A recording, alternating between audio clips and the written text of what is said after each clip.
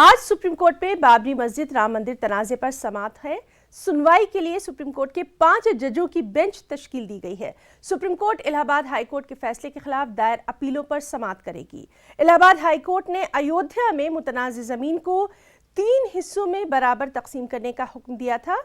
वाज़ेह है कि मंदिर की तामीर के लिए मोदी हुकूमत पर ऑर्डिनेंस लाने के लिए मुसलसल दबाव भी डाला जाता रहा है, जबकि वज़ीर-ए-आज़म मोदी ने हाल ही में कह दिया था कि मंदिर की तामीर के लिए सुप्रीम कोर्ट के फैसले का ही इंतजार किया जाएगा।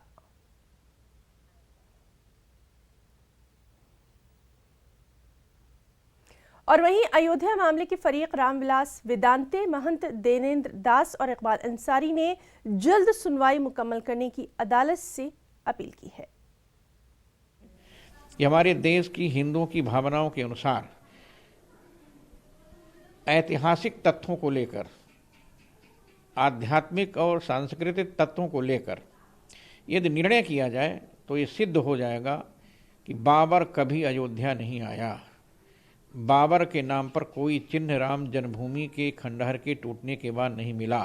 दीपक मिश्रा ने जो निर्णय दिया था कि डे टू डे सुनवाई हो और 2 साल के अंदर इसका निर्णय हो जाए, मैं माननीय जजों से निवेदन करूंगा कि 2 महीने के अंदर डे टू डे सुनवाई हो। पक्षकारों के लिए तो स्वागत है, जहाँ 3 बेंच बैठे थे वहाँ 5 हो गए, तो जो काम लेट होना था और जल्दी हो जाएगा, वो हम लोगों के लिए स्वागत ही है कि जल्दी से जल्दी निर्णय मिल जाएगा। हम भी यही चाहते रहे कि जितने ज़्यादा लोग होंगे उतना ही अच्छी बात, उतना ही अच्छा काम। सुनवाई शुरू हो रही है, हम उसका इस्तकबाल कर रहे हैं। हम ये चाहते हैं कि सुनवाई शुरू हो, जल्द से जल्द इसकी सुनवाई होना चाहिए।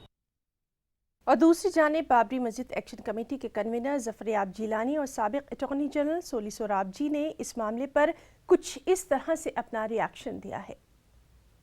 जब हमने मुख्यमंत्री को ज्ञापन दिया था तो उसमें ये लिखा था कि साहब इस मुकदमे का फैसला 6 महीने में करवा दिए। उसके बाद हाई कोर्ट में भी एप्लीकेशन दी 89 में, जब हाई कोर्ट में मामला आया, मगर हमारी एप्लीकेशन पर कोई जल्दी नहीं हुई।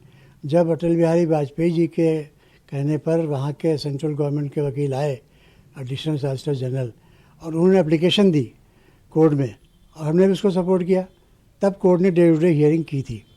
तो डे टू डे हियरिंग इतनी आसान नहीं होती है। अब इस कोर्ट में मोदी जी को दरख्वास्त दिलवाएं और वो उसमें रीज़न लिखें कि हाँ इसको जल्दी सुनवाई की जाए, हम भी उसको सपोर्ट करेंगे, तब हो सकता है कोर्ट कुछ उस पर ऑर्डर करे। It will take time. Day to day hearing में भी नंबर ऑफ डॉक्यूमेंट्स, कितना आदमी है, तो टाइम लगेगा, पर I am sure it will be done before the court closes, definitely before the court vacation. In fact earlier होना चाहिए। जो जनवरी में शुरू कर, फरवरी, March, in the beginning of March conclude कर, and judgment thereafter. That be the ideal thing to do.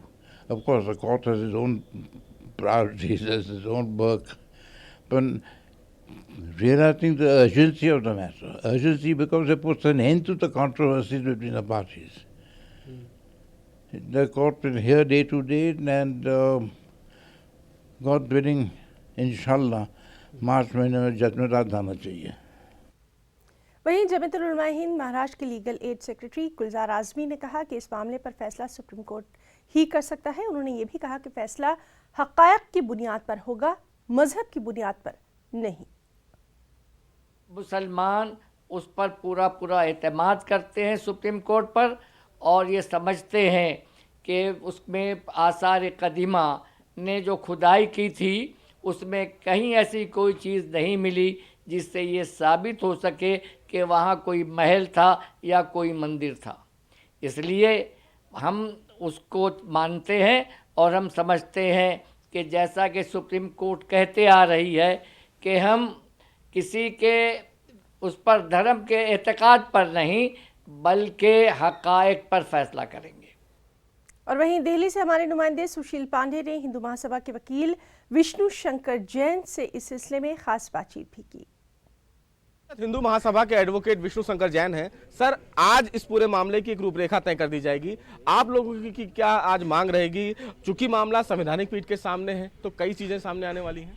देखिए, क्योंकि मामला संवैधानिक पीठ के सामने है तो कोई कॉन्स्टिट्यूशनल क्वेश्चंस फ्रेम किए जाएंगे सुप्रीम कोर्ट द्वारा, जिस मापदंड पे मैटर आगे तय किया जाएगा। और ये मैटर क्योंकि 5 जजेस के सामने है तो ट्यूसडे टू थर्सडे इस मैटर की डे टू डे हियरिंग की हम मांग करेंगे।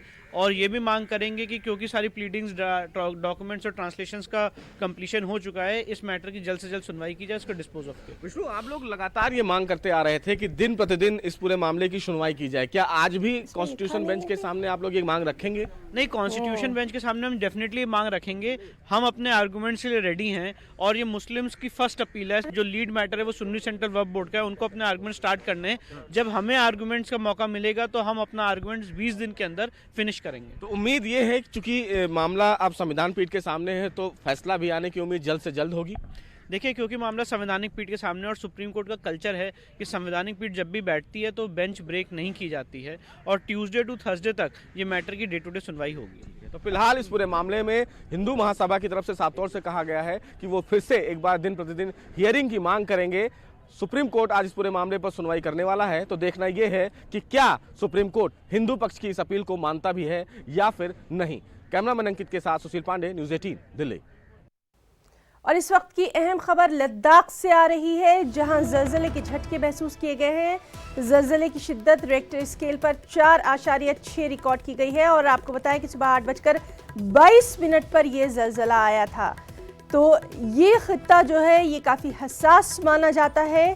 जलजले को देखते हुए अभी ये खबर है कि आज भी लद्दाख खित्ते में जलजला आया है, जिसकी शिद्दत रेक्टर स्केल पर 4.6 रिकॉर्ड की गई है। सुबह 8:22 पर ये जलजला आया था।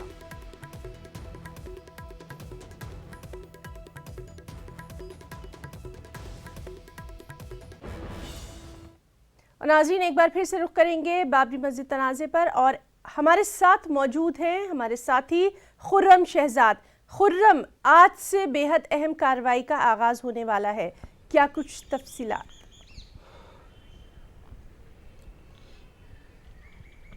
देखिए हिना, सबसे अहम बात यह है कि आज जिस पर सारी सियासी पार्टियों की, हर हिंदू की, हर मुसलमान की और बाबरी मस्जिद राम मंदिर तनाज़े में जो फरीक हैं उनकी इस बात पर सबसे ज़्यादा नज़र है। सुप्रीम कोर्ट इस मामले की समाअत की क्या हिकमत अमली तय करता है, किस तरह का लाहे अमल तय करता है, किस तरह की रूपरेखा तय करता है।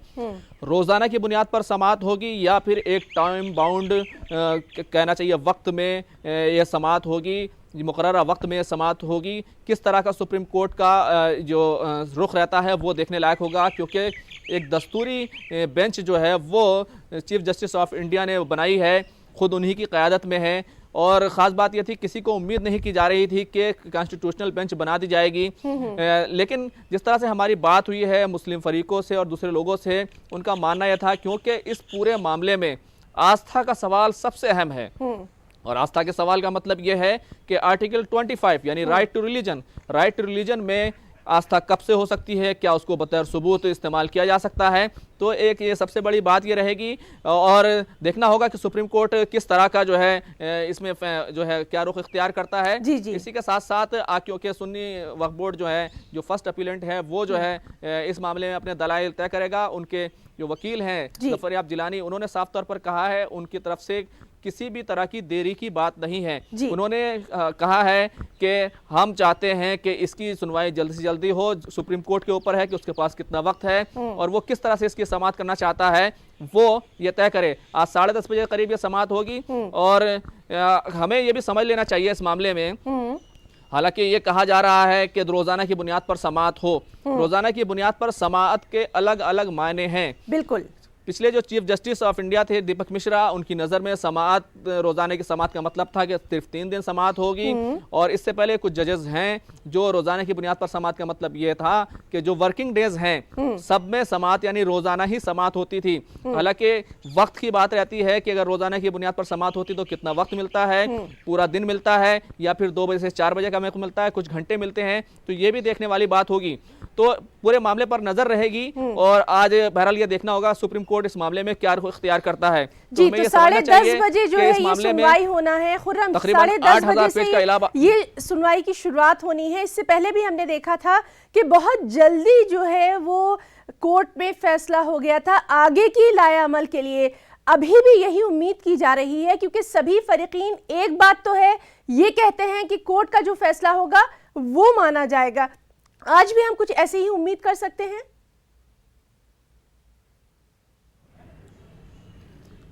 देखिए, ये जो आईनी बेंच है 5 रुकनी, वो अब तय करेगी कि वाकई के उसे कितनी देर सुनना है। क्या वो सिर्फ ये तय कोई तारीख दे देगी, क्या वो आज से आर्गुमेंट शुरू करा देगी, तो ये बेंच को तय करना है और इसी पर सबकी नज़र है। हालांकि हमने देखा है कि इस पूरे मामले में इलाहाबाद हाई कोर्ट का जो फैसला है वो तकरीबन 8000 पेजेस का है।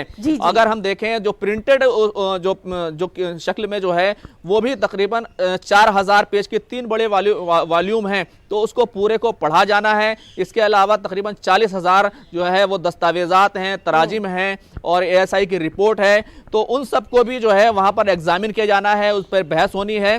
तो एक कहना चाहिए कि एक काफ़ी लंबा वक्त चाहिए। हमने पिछली बार देखा था जब इलाहाबाद हाई कोर्ट की आखिरी बेंच जस्टिस अग्रवाल और जस्टिस सुधीर और जस्टिस SU खान की जो बेंच थी, उसने जब इस मामले की समाअत की थी तो उसको भी 100 दिन तक इसकी समाअत करनी पड़ी थी, यानी 100 बार सुनवाई हुई थी इस मामले की। तो अगर कम से कम इसमें भी वक्त लगता है तो वो 100 दिन से तो इसमें वक्त लगना ही लगना है। तो आज देखना होगा कि सुप्रीम कोर्ट इस मामले में क्या रुख इख्तियार करता है और किस तरह से इस मामले की आगे सुनवाई का लाएअमल है, रूपरेखा है, उसको वो तय करता है। हिना जी खुर्रम, बहुत बहुत शुक्रिया आपका इस तमाम तर जानकारी के लिए। आगे भी जब